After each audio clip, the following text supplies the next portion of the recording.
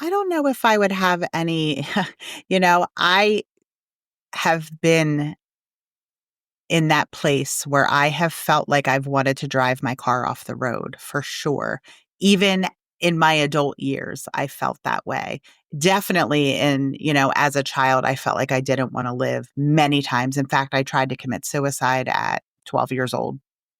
But somewhat, I would say that, life is not hopeless and there's always hope, no matter how horrible you think your life is. I hate to say this, someone has it worse, but regardless of that, we talked about how any trauma is trauma to that person, right? So there are people out there who love you, even if you don't think so, and just by picking up the phone and calling someone. That's Donna Anderson, the host of a number of podcasts, including the true crime series, The Hall Closet. This is the Silver Linings Handbook podcast. I'm Jason Blair.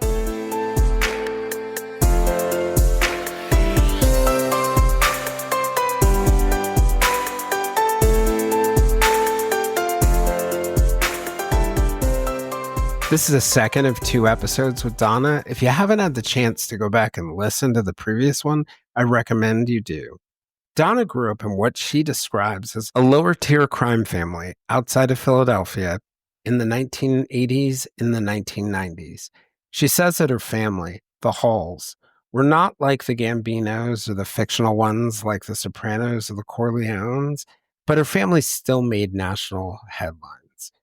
Donna has found safety in life now and empowerment in sharing her experiences. While growing up, Donna faced sexual abuse from the man that she thought was her father. Her stepfather, John Hall, an alcoholic and a habitual car thief, was also a key informant for the Philadelphia Police Department. He ultimately turned on his own family, even attempting to frame Donna's brother, Herb, for one of Philadelphia's most notorious murders.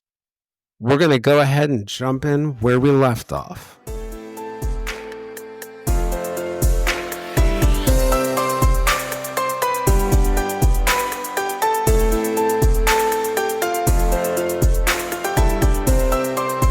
And you can even see it. Like, I looked back at some of the old reports where the detectives are like calling him a hero who happens to also be an alcoholic. And if he wasn't an alcoholic, he would be a great citizen. But meanwhile, we find out that just thinking to myself and thinking about it, like he had 2 people confess to him that they each individually killed women on bridges. I was like, this is the same story. It's like, I felt like I was watching a movie and then its sequel from like 20 years later. Or not like the remake. The continuation. Yeah, right. That's a good. I was like, what is happening in the remake? I'm like, this guy is literally using the same story. Yeah, but which is ironic because he was so clever. I'm shocked that he did. But yes, exactly. He would be able to do that. In fact, Walter Ograd was this autistic man who he put away for 29 years. I used to know the exact day. I think it was 29 years. 8 months and 30 days or 28 days or something like that. But he put this man who is now like a dear friend of mine, and I kind of like took him under my wing and help him. There were 2 confessions. There was the confession that the dirty cop came up with, Marty Devlin came up with a confession. It was a hung jury. So he was sent back and then they had to do the trial all over again. And he went to jail in between, right? Yeah, he was in jail in between. Yep. And then that he met John, and John went through this whole, process of getting himself out of jail, and wanting to get himself out of jail. So he concocted this entire 12-page, I don't know, I'm making that up. It might have been 7 pages. I don't know. It was a very, very, very long confession that had very little to do with the actual murder itself. if you read the actual confession, there was very little detail about the murder itself, and it was Hmm. just this big, like you said, this story. He like this fairy tale, not fairy tale, this but horrible story that he created, and he got charged for. He got, he was found guilty and sent to death. And it's like, wait a second, there's this man who had two completely different confessions, completely different, like not even remotely the same, but yet he went away for almost 30 years. It's crazy. Yeah, I wonder if you looked at the questionable convictions that John was connected to. I wonder if we added up those years, how many collective years people have stayed. Done. Yeah, and you know what? Oh, I that's a mean, good question. yeah, and as bad as I bet it clears 100 easily. Um, I, I, I, with it doesn't happen also without a justice system that's willing to look past um, the fact that this is a little too good to be true. And like we know that in the late 90s, some of the police and prosecutors were like, okay, this guy can't be trusted. Like he's making stuff up. And then there's that story that just takes me aback where he had a bracelet inscribed with the name Kim, which was the name of one of the victims that he was going to try and hide in the cell. And the cops and the prosecutors caught him, didn't have him testify at trial. But I just think back to myself that like it probably required a lot of police and prosecutors looking the other way and saying, this is a really good confession. I'm going to go ahead and take Well, it. Yeah. I think I don't want to say I think the opposite, but I think that the Okay. detectives and the DAs are actually called upon him to help. Send him there. Yes. Yeah, yeah, yeah. So they like had a case that they couldn't solve. So then they went to John when he was in jail. They went So to they him would and said, like commission him yeah, yeah, and they would. send him in. Yep. Yep. They would send him in. They would, purposefully put him on the same block or in the same cell. They would, So he had the pressure of being the closer. He had to be this guy who got confessions for them. Nobody's yeah. that good. No one's that Well, right. right. And I mean, he really walked around for a long time in jail with a very big head, right? Like Hmm. no one would fuck with him. And he protected people because he was very well respected by the COs, the Hmm. detectives, and the DA. Everybody knew that he was like VIP. So he walked around jail, right? But like on the outside, he was this scumbag who did drugs, eventually got my mom hooked on heroin as well, did drugs. He would like walk into, car dealerships, walk right behind the counter, grab a set of keys and take the car and leave. He thought nothing of it. He printed his own scripts. He literally thought that he was he was, I always say my brother's diabolical, but like this, he's really diabolical. Like he literally, thought that he was something bigger than he really was. I mean, I guess to some degree he was worthy of that because the DA and the, detectives gave him all of that credibility. Yeah. Well, Um, I was going to ask you something that just based on something I noticed. You say Frank and you say uh-huh, John. Do uh-huh. you feel like you didn't have a dad and stepdad? Oh God, no, I never felt like I had a father. Yeah, I knew. Yeah, no. I will say that when I was younger, you know, Frank he did, I would say maybe favor me a little bit. Um, so maybe I didn't quite get a lot of the physical abuse that everyone else got, minus my youngest sister, because she really didn't spend a lot of time with them. She was very young when we were gone. But I would say that he did favor me. So I would have considered him my father. But if you think about what he did to me physically, emotionally, sexually, that's no Yep. father. So I grew up without a father. I had daddy complex, Right. for sure. All right. Yeah. Many people have daddy complexes with a lot less. Yeah, that's true. That's Right. that's true. Right. Mommy ones too. They exist all around.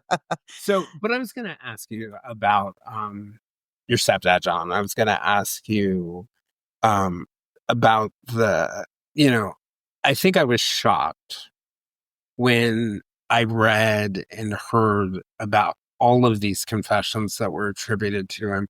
But it hit me because this isn't as public as the rest of it, right? It hasn't been written about as much in the newspapers. I was shocked to hear about what your mom and him did to your brother. Did you guys know at the time that they were doing this, or was it late? How did that all? So my brother, so basically how it went is so I don't know if you remember this from the podcast, but the way that my mom met John was he was in jail and my brother was in jail.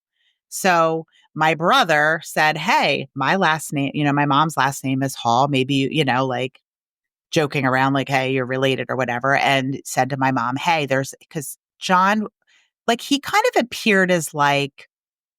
He kind of appeared maybe as a lawyer, but in some jails,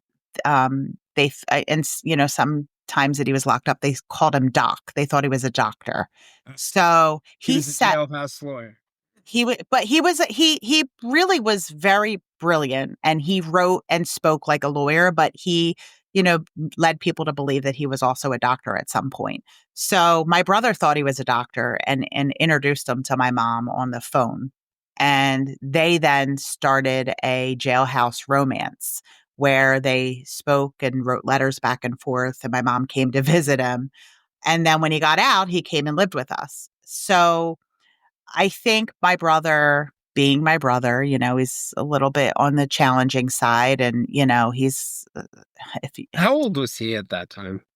I would say like, uh, maybe early 20s, maybe even 19. He might have even been 19. I don't remember. He was young. He was definitely young, like very early 20s, if not. Like he And had, how old were you during that time? You were like, so he's 6 years older than me. So he must have been 19. I was like 13 or 14. Yeah. Yeah. So he was like very early 20s or 19 or 20. And so when he came out, well, Herb got out and then John got out. And I guess like Herb found out that, my mom and him were dating and then he didn't like that. So then there were some issues. Well, John, for whatever reason, didn't want to be in Bucks County, which is where we live. So he, he was, excuse me, staying in Philly, and my mom would leave my sister home alone. So what happened was my brother found out that she was being left home alone and he called the police. So my mom, led to the headlines. which led to the first set of headlines, which was, mom left daughter home alone. And it was right during the time that the, Home Alone Home movies Alone were movies. out. Yeah. Yeah. And it made national news, like the National Enquirer did stuff. Like we were getting calls from, all over the place. Now, at the time, I was on my own. I was renting a room. I was going to school. I was working. And, we were all taking care of my sister in some way or another, but she was staying home alone, which wasn't all that odd to us. Like you had asked earlier, what was it like growing up? That was what my mom did. She left us home alone. She left us. So that wasn't that out of character. It was just part of what our life was like growing up. Why do you feel like you said you felt like you failed her? Why did you I say that? feel like I failed her because looking back, I wish that I would have gone home. Like I don't know if I realized the extent of how long she was staying home. I didn't know that she was without heat at that point. I feel like I have a lot of regret. Yeah, but I- that's not a 17-year-old sister's job. It isn't, but Mhm. me being who I am, and I always say Well, you being the person who was forced at 12 years old to grow up and be a Yeah. 25-year-old and 30-year-old, Yeah. you, you know, like, I guess I feel like, I failed her because I didn't do more at the time, but you're right. And it's funny because I recently had someone very close to me commit suicide, and it was I'm devastating. sorry. It was just 2 weeks ago, and Mm. I can't really share who, but someone kind of related to this whole situation. But um, I I knew that he was suicidal to some degree. I knew that he had had difficulty with drugs, and he did tell me that he was, not wanting to live. And I had this like intense guilt. Like I literally felt so guilty afterwards. Like I of course am so sad that he died, and having to call 911 and the whole thing. But I realized that you know, it's not necessarily, I mean, it is guilt. It's not necessarily guilt. It's just I feel that I failed him to some degree because I didn't do, I didn't save him. I always have this like intense guilt about things. Um, Can't I don't imagine know. where that came from. So I But feel guilty you know like what? that he died because I was like, I knew I should have gone over there. I should have pulled him. I should have called Well, crisis. I should have done, well, you if you know. grow up in a household where, as a 12-year-old, you're responsible for the laundry and you're responsible for the cleaning and you're Yeah. responsible for everything, all of a sudden, every bad thing that goes wrong in your life you're responsible for. And just like, thinking about that suicide, we cannot save people. We can Yeah. do the best we can, but Yeah. we cannot save people. It's just like if you're watching a friend self-destruct or use drugs or your mom's heroin addiction or all sorts of different things. We can only do the best we can. We can't save people. And you Yeah. as a 17-year-old, what were you going to do? Like, you can't save or help your sister. You're just trying to like survive. Well, that's the thing is I was just trying to survive, and I was barely surviving at the time. But, there still doesn't it's still I still felt responsible. Well, She let was. me let me just like jump in to say, like, I don't think there's anything wrong with people feeling guilty about things. Like, there are all sorts of moments. Like, I think about my first client who committed suicide, and I Mm, have a tremendous amount of guilt about that. But what I think the danger is to allow that guilt to turn into shame, yeah. because it's okay for you to be however you feel, is it's okay for you to feel that way. It's okay to feel bad or feel even guilty about something that I could have done or not done. But, you know, guilt is I did something that was wrong or that I wish I didn't do. But shame is there's something wrong with me because of it. Yeah, yeah, And yeah. just the things that you're describing that you feel guilty for, that I think in my sort of from my lens, right, of like the kid who grew up in the loving home, that in no way could you be responsible for, feels like you've internalized some of that Mm. to the point where it's I inter I do, and I do internalize quite a bit. I do. It's just part of who I am. I always said, like, even growing up, when I was younger, I always like if something happened in school, like let's say somebody stole someone's pen, right? Or somebody's crayon, and the teacher would be like, "Who took, Jessica's crayon?" Even though I didn't do it, I almost felt like I did do it. you felt Yeah.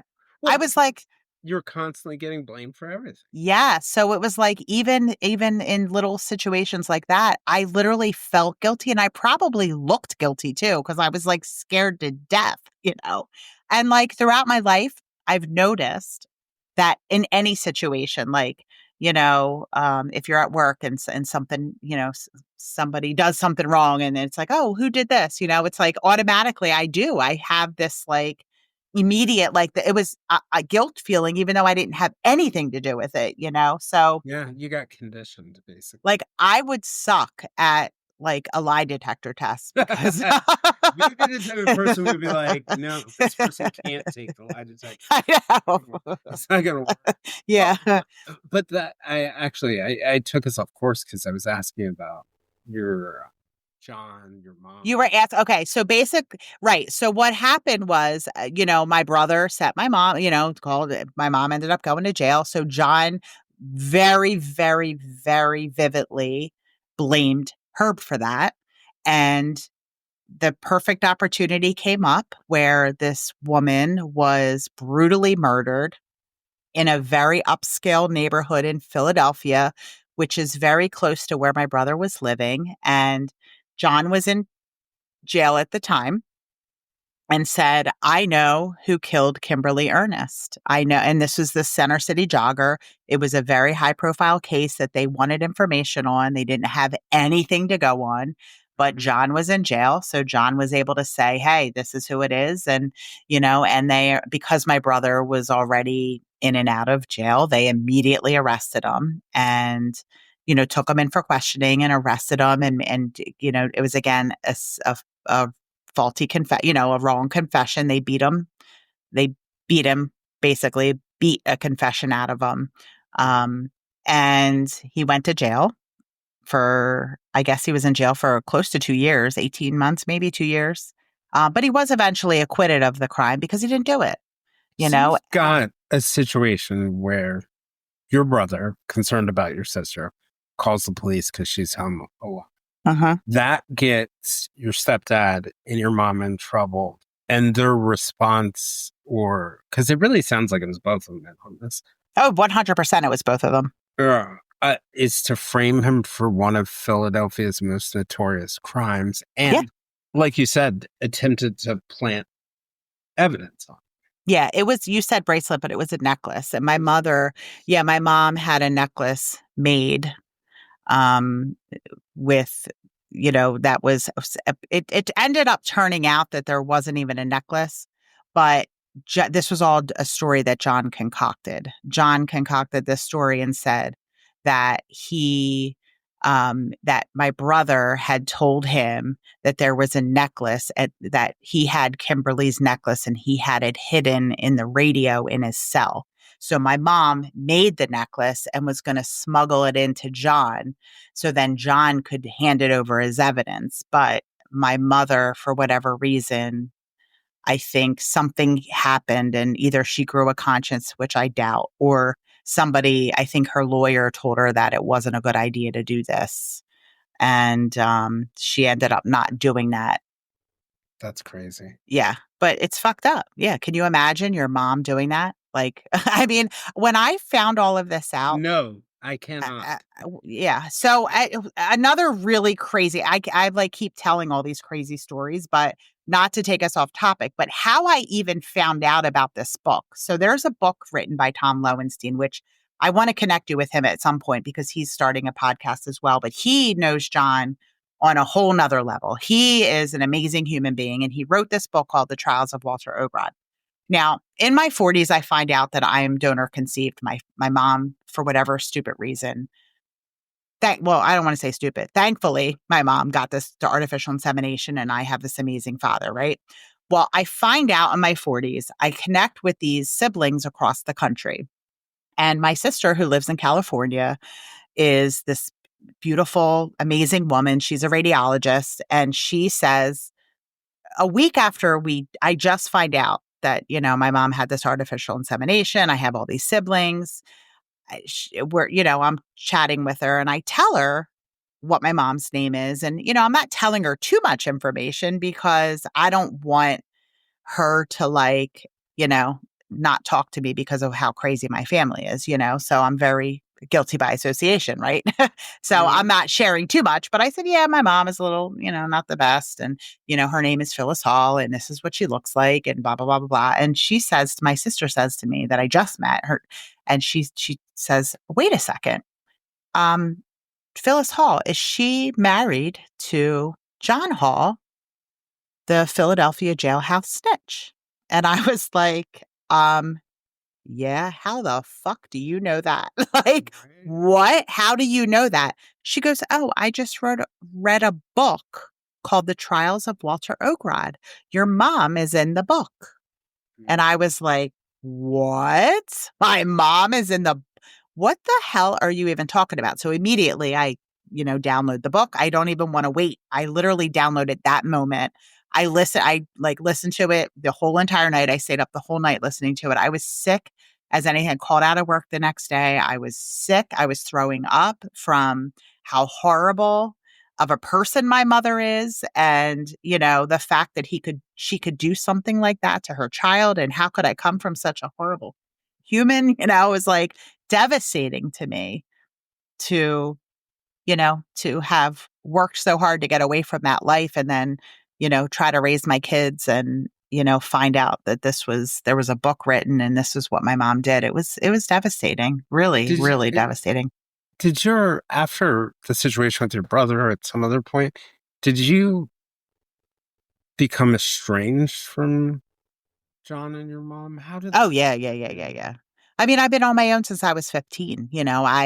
I basically faked drug addiction to get out of my house. That's how I got out. Is I told the counselor at school or the nurse or someone at school, I don't remember who, that I had a drug addiction. My mom won't take me to treatment. That's what I said.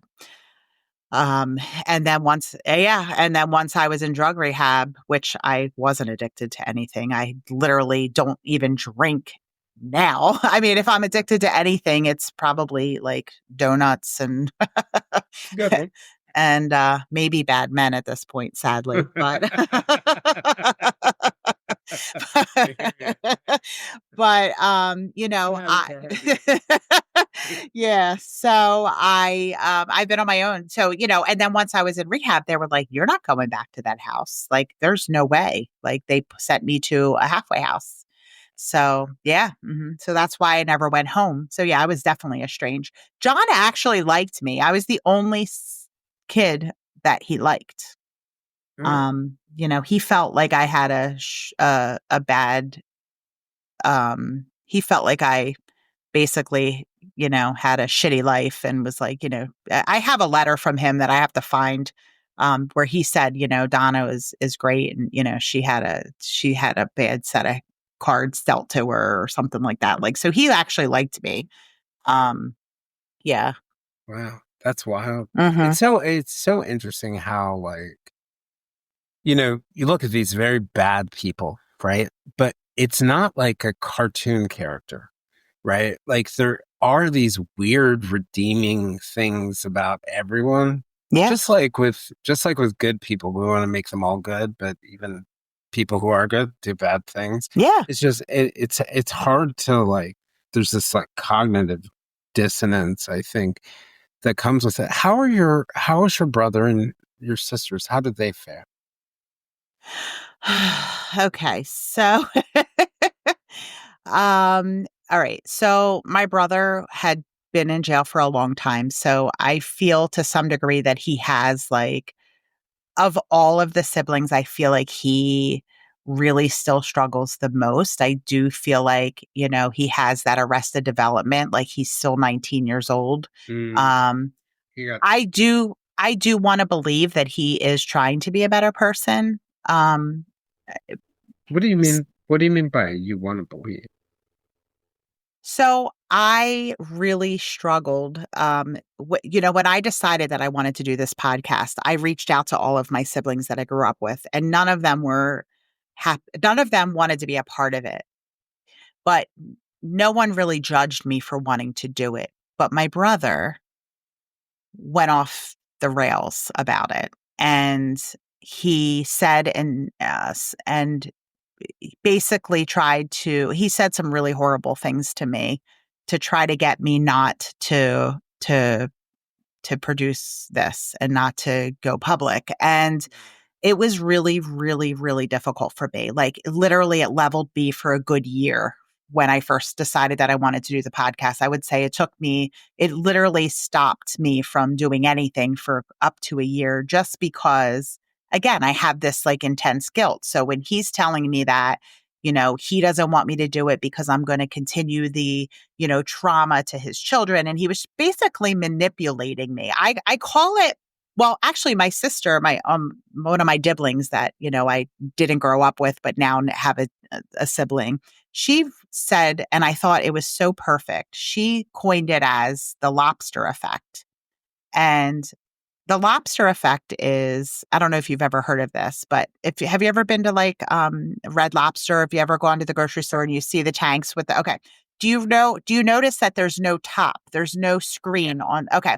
The reason, Yep. well, they will come up, but the other lobsters won't allow them to come up. So as they're trying to get out, the other We lobster. called it, in Black communities, we call it crabs in a barrel.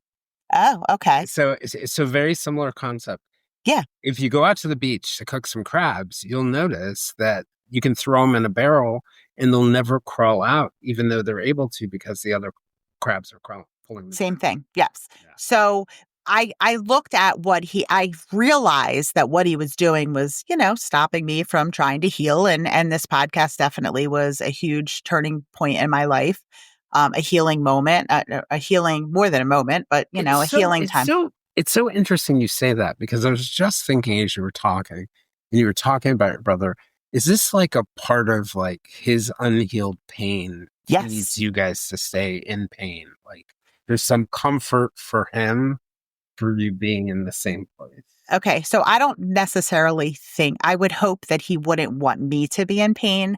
I do feel like it's a little bit different. I think not necessarily want, so maybe that's the wrong word, but there's this like comfort of like, we were all in war together. We were all traumatized together.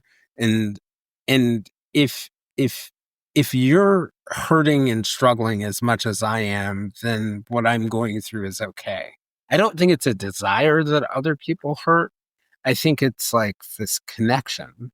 Like, and you hear about this, like people coming out of Vietnam who are really traumatized in war together, and people have a real hard time as one of them starts to get a lot better.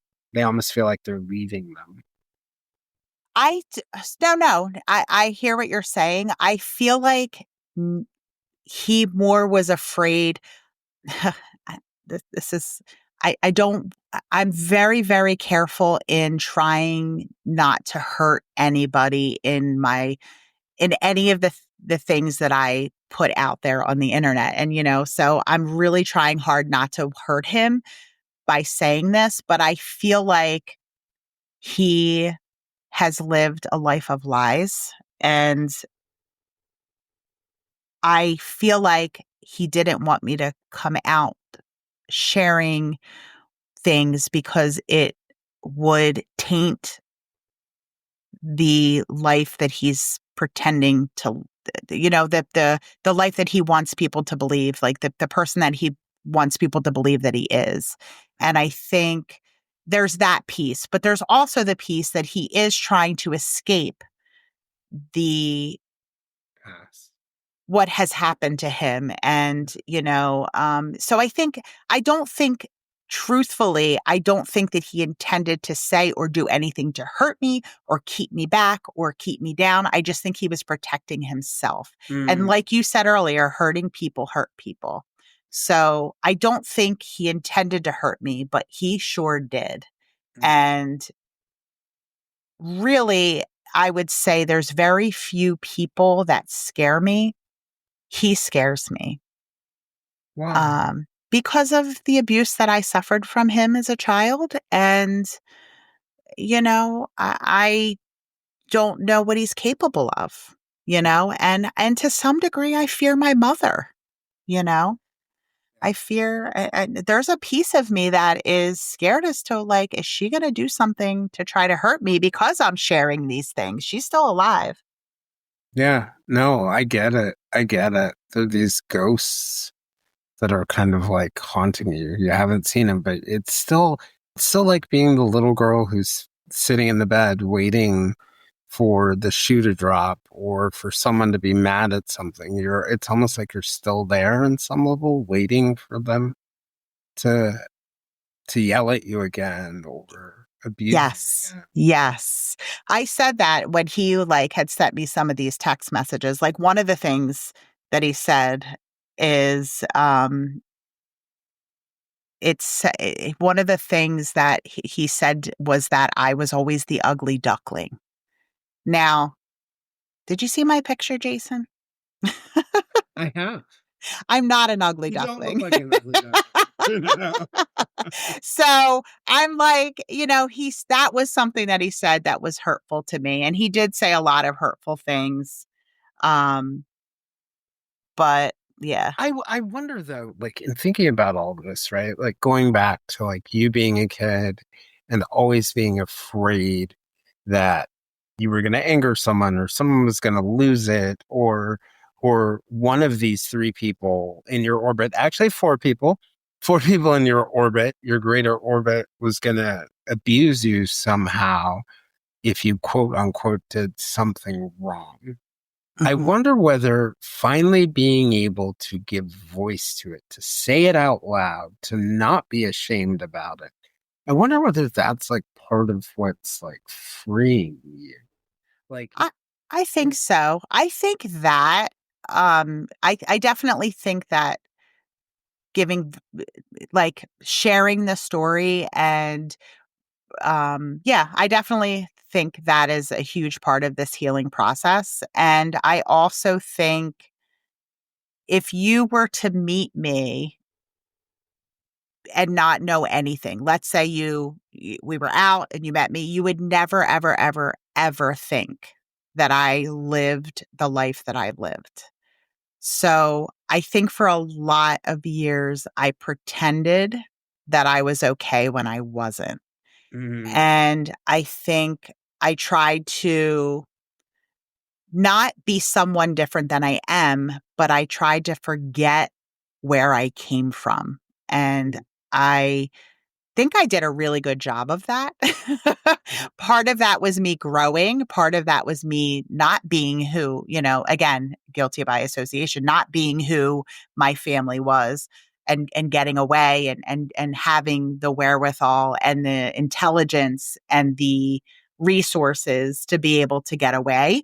But also, I think I pushed a lot of stuff down have you and have you that ever read about like Carl Jung, the psychiatrist, work on the shadow, like our shadow self? Yes, yes, Okay. yes. I have So the workbook. I haven't started it yet, oh, you but got it. I have the workbook, yes. So one of the most common applications to it, it's like this, like, and I mean, you can't always do this exercise unless you have people around you. Go find somebody who knew you were when you were 3 or 4 and ask them what you were like and compare it to what you're like right now. And you're going to find that there are all these qualities that have changed over time.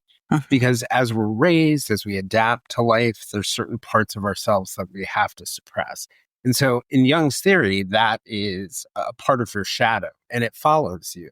And no matter how much you try to shake your shadow, like, so think of the kid who's really mischievous, who has, by the time they're a teenager, they're totally cautious or whatever. mhm, Um, and that shadow follows you and that you have to learn to not run away from that shadow and embrace that shadow because if it doesn't walk with you, it's going to walk behind you and it's going to sabotage you.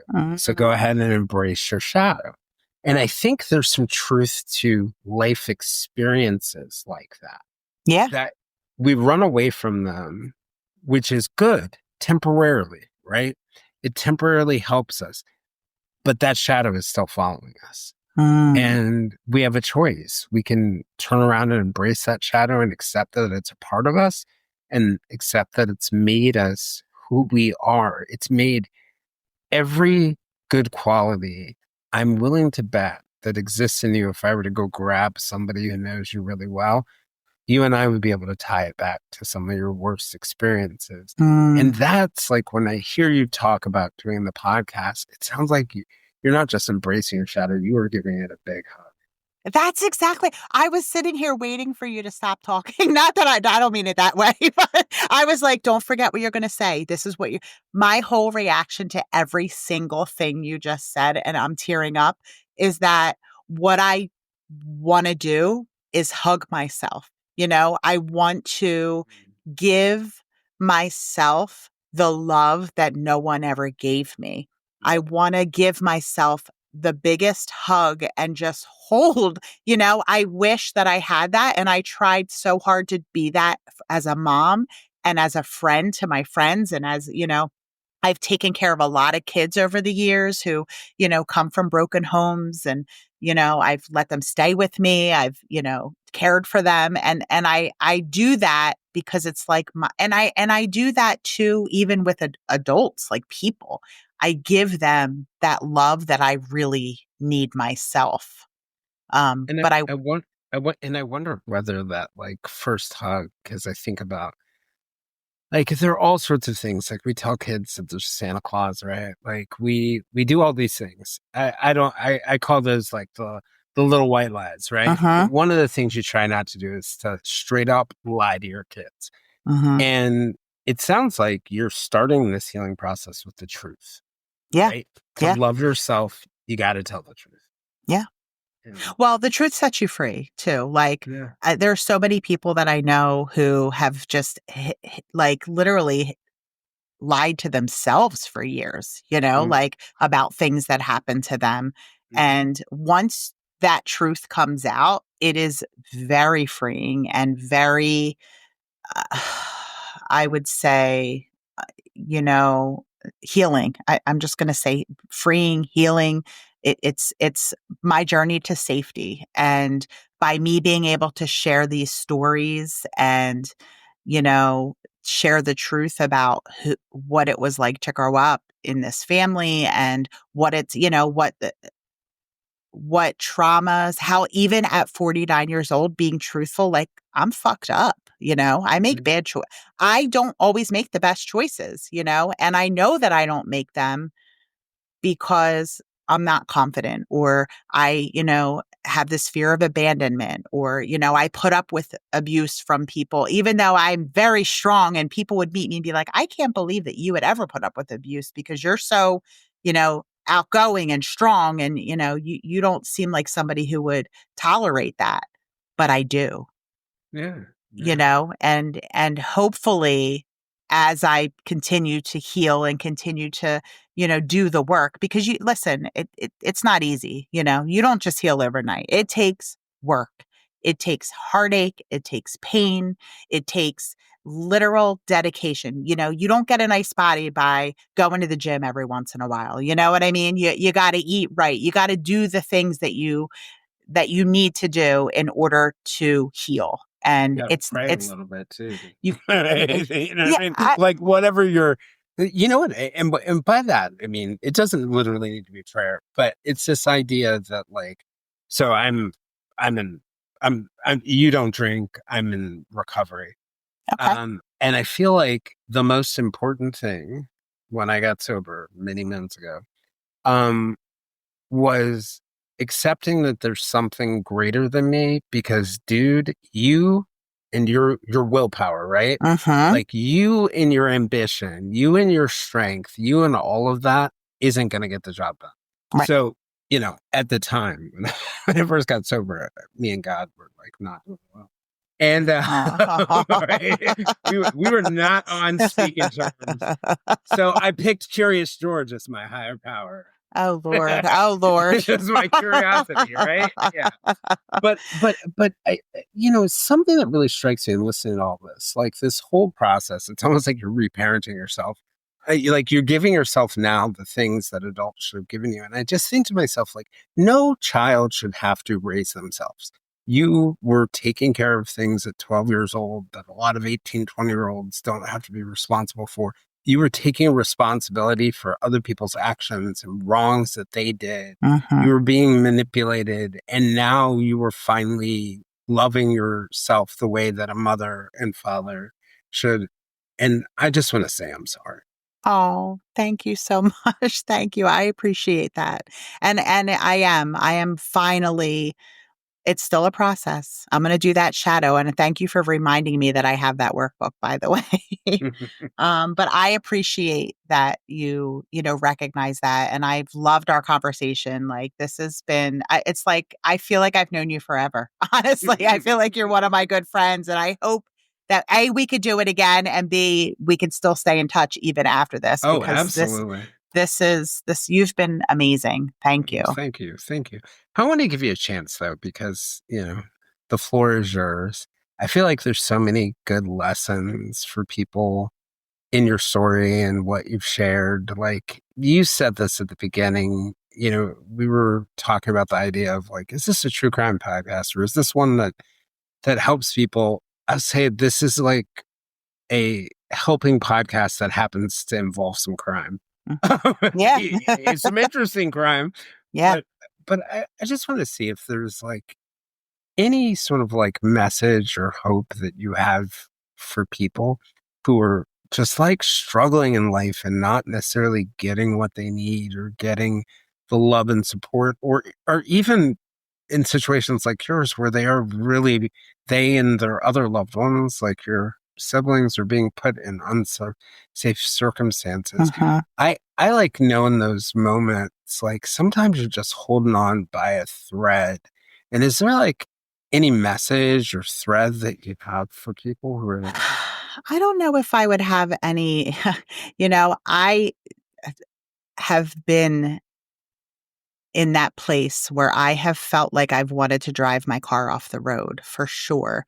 Even in my adult years, I felt that way. Definitely as a child, I felt like I didn't want to live many times. In fact, I tried to commit suicide at 12 years old. Um, but I would say that, life is not hopeless and there's always hope, no matter how horrible you think your life is. So I hate to say this, someone has it worse, but regardless of that, we talked about how any trauma is trauma to that person, right? So there are people out there who love you, even if you don't think so, and just by picking up the phone and calling someone. Journaling is really, really important. It's something that I need to work more at doing. But I have this a couple of years ago, I met this life coach. She's actually a nutritional coach, but she became my life coach. And she said to me, I found out that I had lupus, and I was devastated, and I was like, "Oh my God, I can't live like this. I don't want to live in this pain." And I literally didn't want to live.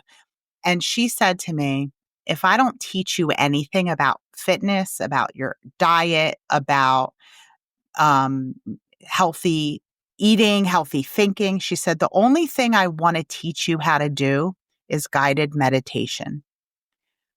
And I said, "What? Guided meditation?" First of all, I hate meditating because I can't sit still for a very long time. So it's like, no, I can't do that. And she said, "I promise you, if you do guided meditation every single day, sometimes twice a day if you can, do guided meditation every day, it will change your life." And I was like, "What the fuck are you talking about? I'm coming to you because I want you to help me. I want you to give me recipes. I want you to give me a workout plan, give me encouragement, talk to me, be my accountability partner." And she was like, fuck all that. I want you to start with guided meditation. And let me tell you, Jason, changed. I hope I'm allowed to curse because I've been cursing. It changed my fucking life. It really did. Changed my life in I'll so tell many you ways. a guided meditation. So I was participating in this workshop. It's actually right across from where I live right now. I didn't live here at the time. I was participating in this workshop, and one of my colleagues did a guided meditation with all the people who were at the workshop. And it was like so powerful. So I like picked up some of her script and techniques and started doing it with my clients. Oh, And I would like fall asleep meditation and I'm be at sorry. such peace for the whole day.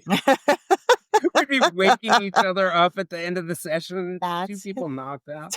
It is powerful. I mean, it is. But another thing about guided meditation that's very true, and this is going to tie back to another point. A lot of people with anxiety struggle with doing meditation, not everyone, because of the empty space there can get filled Mhm. with anxiety. And guided meditation keeps the empty space from getting filled with anxiety, which ties back to the point you're making that Like, it's not hopeless. There is somebody out there who loves you. There is a Cindy somewhere Yeah. for whoever it is. And when you think of something like guided meditation, it's somebody who's walking with you Yeah. Yes. through the difficult spot. There's a Donna out there, and anyone can reach out to me. And I'm sure, Jason, you're the same. If anyone feels hopeless, just literally send either one of us a message. I have helped. I don't want to say I've helped because I don't know if I've helped, but so many people have come to me, and just being an ear. And I've gone to so many people. Literally, there was a night, very recently, where I was laying in bed just bawling my eyes out, sobbing. And I called my girlfriend and I was like, I need to talk and just vent. Sometimes just getting it out, even if it sounds crazy, wild, and like completely sometimes just delusional. Your story. Having a safe place to tell your story. And trust me, I sound wild and delusional. Because I am. Anyway, Donna, great conversation. Absolutely. We will absolutely stay in touch, and I look forward to, supporting what you're doing and whatever I can do to help, because like so much of what you've been through, it is sad. But so many people go through similar things and we don't talk about it. And I think we do need to talk about it because, to your point, like you said it, there is a freedom to it. So I appreciate you. Absolutely. Thanks so much, Jason. I really appreciate it. Thanks for joining us for the second episode with Donna. If you would like to join us for more discussions with me and other listeners, we can be found on most social media platforms, including a listener-run Facebook group called the Silver Linings Fireside Chat. For those of you who are interested in true crime, you can check out our new publication, The True Crime Times, on Substack. For deeper conversations with our guests and live conversations with other listeners, and to support the podcast, you can also join us on our Patreon at www.patreon.com/The Silver Linings Handbook. Before I go, I want to make a pitch for something. Most of you guys know we had Bruce Maitland on as a guest. Bruce is the father of 17-year-old Brianna Maitland, who went missing in 2004 in Vermont. We're still searching for her. In that episode, Bruce talked about how one of the most important things for him is to know that there were people who are still looking for Brianna. Bruce created a charity called Private Investigations for the Missing that provides qualified private investigators to families of the missing. This might not seem like a big deal. There are plenty of private investigators out there. But one of the things that I have heard from victims' family members over and over again is how they have been scammed by unqualified private investigators and an assortment of other people who target vulnerable people in these moments. Well, Bruce's team gives you qualified private investigators who are comfortable working with law enforcement. I encourage you all to Google Private Investigations for the Missing and consider getting involved, even making a donation to support this important work.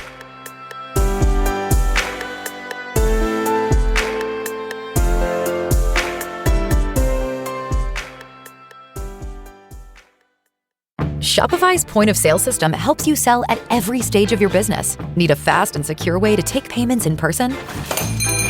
We've got you covered. How about card readers you can rely on anywhere you sell? Thanks. Have a good one. Yep, that too. Want one place to manage all your online and in-person sales? That's kind of our thing. Wherever you sell, businesses that grow with Shopify. Sign up for your $1 a month trial at shopify.com/listen. Shopify.com/listen.